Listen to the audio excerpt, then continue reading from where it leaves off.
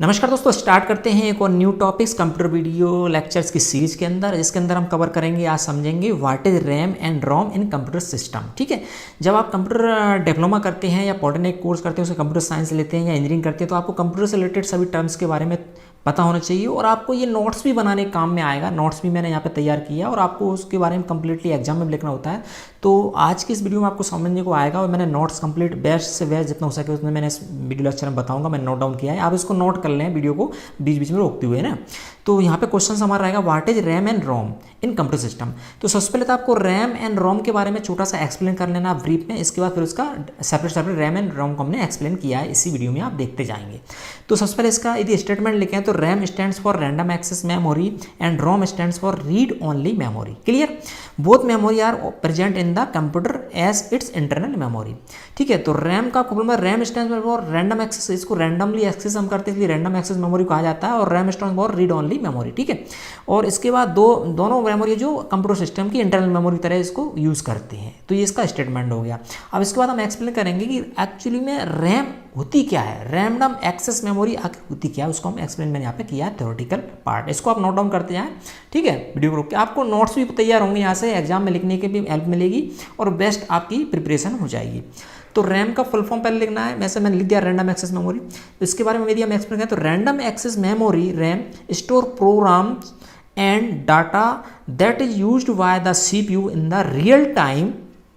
ठीक है, क्या हुआ, रैंडम एक्सेस मेमोरी जो है store programs and data that is used by the CPU in real time. CPU द्वारा जो रियल टाइम में इंस्ट्रक्शंस, प्रोग्राम, डाटा कुछ भी यूज़ किया जाता है वो इसके अंदर स्टोर रहता है, जो कि रियल टाइम यूज़ किया जाता है। ठीक है, ऐसा नहीं कि पढ़ाया हम 1-2 महीने में यूज़ करें, ऐसा रियल टाइम यूज़ करते हैं, बहुत सारा इंफॉर्मेशन मेमोरीज रैम के अंदर रहती है कंप्यूटर सिस्टम की। ठीक है, इसके बाद the data in RAM can be read, written and erased any number of times. RAM is a volatile memory, hence लिख सकते हैं, RAM is a volatile memory. जो रैम के अंदर डाटा रहता है उसको हम रीड कर सकते हैं, उसमें लिख भी सकते हैं, उसको कभी भी हम इरेज कर सकते हैं, मिटा कर सकते हैं, मतलब डिलीट कर सकते हैं। ठीक है, इस कारण से एनी नंबर ऑफ टाइम्स, किसी भी समय कितने भी बार डिलीट, कॉपी पेस्ट कुछ भी, रीड राइट कुछ भी कर सकते हैं, इसलिए इसको रैम को एक वोलेटाइल मेमोरी कहा जाता है। ठीक है, वोलेटाइल मतलब कि यहाँ पे डाटा को हम वोलेटाइल कर लेंगे, इसको इरेज कर देंगे, उड़ा देंगे, खत्म कर देंगे, इसमें डाल सकते हैं। तो इस तरीके से उसको स्टेटमेंट यहाँ पे हो जाता है। इसके बाद थोड़ा सा लिख देना आपको टाइप्स ऑफ रैम।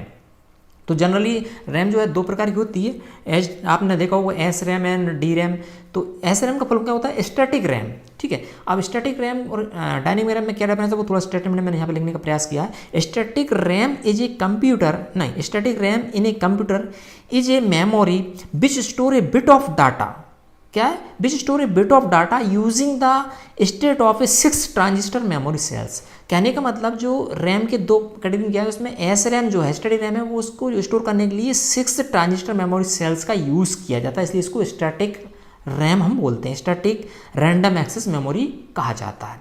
इसके बाद नेक्स्ट आपको बोल रहा हूँ डायनेमिक, तो इसमें कैपेसिटर का यूज़ करते हैं, शॉर्ट में बता दूँ तो डायनेमिक रैम DRAM इसको बोलते हैं। तो dynamic RAM is a memory which store a bit of data using a pair of transistor and capacitor. ठीक है, विच कंस्टिट्यूटेड DRAM मेमोरी सेल्स। ठीक है, कहने का मतलब इसका जो DRAM है उसमें जो मेमोरीज के अंदर जो डाटा हमको डालना है वो कैपेसिटर और ट्रांजिस्टर्स के पेयर्स का यूज़ करके इसमें स्टोरेज के लिए हम यूज़ करते हैं, जबकि इसमें ओनली ट्रांजिस्टर का यूज़ किया जाता है एस रैम में। तो ये थोड़ा सा आपको यहाँ पे नोट डाउन कर देना है, एक्सप्लेन कर देना है। ठीक है, इसके बाद हम आगे बढ़ते हैं यहाँ पे रोम। ठीक है, रोम का फुल फॉर्म वही हम ऑलरेडी बता चुके हैं आपको। रोम का फुल फॉर्म होता है read only memory. Read only मतलब इसमें उसको सिर्फ रीड कर पाएंगे, इसमें राइट और इरेज नहीं कर पाएंगे, इस कारण इसको हम नॉन वोलेटाइल मेमोरी भी कहते हैं। तो इसके बारे में कैसे लिखेंगे, ROM is a memory that store pre recorded data. जब इसको बनाया जाता है तब इसमें प्री रिकॉर्डेड डाटा कर दिया जाता है, उसी को यह यूज़ करती है। इसका बेस्ट एग्जांपल होगा, आपने देखो टीवी का रिमोट जो रहता है वो एक प्रकार का रोम है, जिसमें फंक्शंस पहले प्रोग्राम फिट किया जाता है कि कौन सा channel 1 number 2 number serial number या फिर आपका volume up volume down left right सारे फंक्शंस प्री डिफाइन कर दिया जाते हैं, इसलिए इसको हम रोम बोलते हैं। बेस्ट एग्जाम्पल होगा रोम का टीवी का रिमोट। ठीक है, इसके बाद data store in the ROM is retained even after the computer is turn off. क्या मतलब हुआ, जब कंप्यूटर को हम बंद कर दें, टर्न ऑफ कर दें, शट डाउन कर दें, इसके बाद वापस उस डाटा को हम क्या करें, रिट्रेन कर सकते हैं, मतलब उसको यूज़ कर सकते हैं, काम में ले सकते हैं। रोम के अंदर डाटा है वो, जबकि रैम के अंदर कंप्यूटर को स्विच ऑफ करने के बाद, बंद करने के बाद उसको हम यूज़ नहीं कर पाते, वो इरेज हो जाता है। It is non volatile memory, इसलिए यह एक प्रकार नॉन वोलेटाइल मेमोरी होती है। The program and data store in ROM can be read but can not be written on it. Okay, ये आपको समझ में आया होगा कि इसके अंदर जो प्रोग्राम डाटा जो भी है उसको स्टोर तो कर सकते हैं और उसको रीड भी कर सकते हैं, but can not B sorry, इसको हम जो स्टोर डाटा उसको हम रीड कर सकते हैं बट उसको हम उस पर लिख नहीं सकते, प्री डिफाइंड लिखा हुआ इसके अंदर होता है। ठीक है, अब इसके बाद there are 4 types of ROM. ROM के आपको 4 टाइप्स कितनी होती हैं वो बता दें इसके प्रकार। तो यहाँ पे मैंने चारों टाइप को थोड़ा थोड़ा सा उसके बारे में लिखने का प्रयास किया है। There are 4 types of ROM. ठीक है, यहाँ पे देखें, फर्स्ट मैंने लिखा पी रोम। रोम तो आप पता ही full form read only memory, लेकिन पी का मतलब क्या होता है, इसलिए प्रोग्रामेबल रीड ओनली मेमोरी, तो मैंने लिख दिया प्रोग्रामेबल रोम। क्लियर।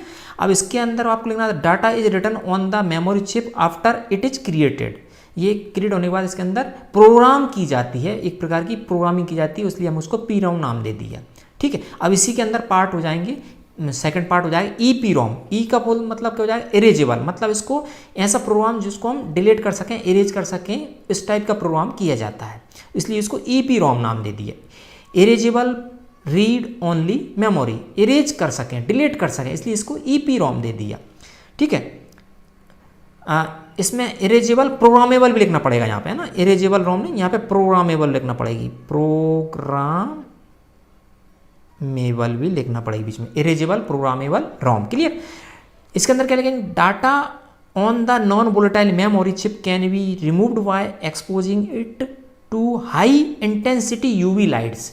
यदि इसको इरेज करना है तो हाई इंटेंसिटी की अल्ट्रा वायलेट लाइट्स का यूज़ करके इसको हम क्या करेंगे, वोलेटाइल कर सकते हैं, वैसे ये नॉन वोलेटाइल होती है, इसको इरेज कर सकते हैं, इसलिए इसको ई पी रोम दिया है नाम। नेक्स्ट थर्ड आता है ई ई पी रोम, मतलब डबल ई पी रोम।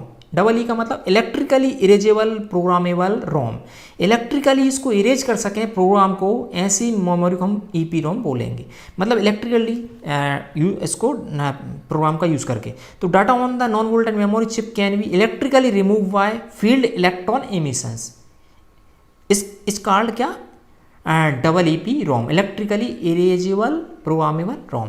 इसके बाद एक और है जिसको जनरली बहुत कम यूज़ करते हैं, मास्क रोम। इसका लिख सकते हैं data is written during the manufacturing of the memory chip. जब मेमोरी चिप को बनाया जाता है, यानी कि इस टाइप की जो मेमोरी बनाया था उस टाइम पे ही उसको साथ में ही उसमें क्या कर दिया जाता है, मैन्युफैक्चरिंग टाइम पे उसको राइट कर दिया जाता है, लिख दिया जाता है, तो इसका नाम इसको मास्क रोम बोल सकते हैं।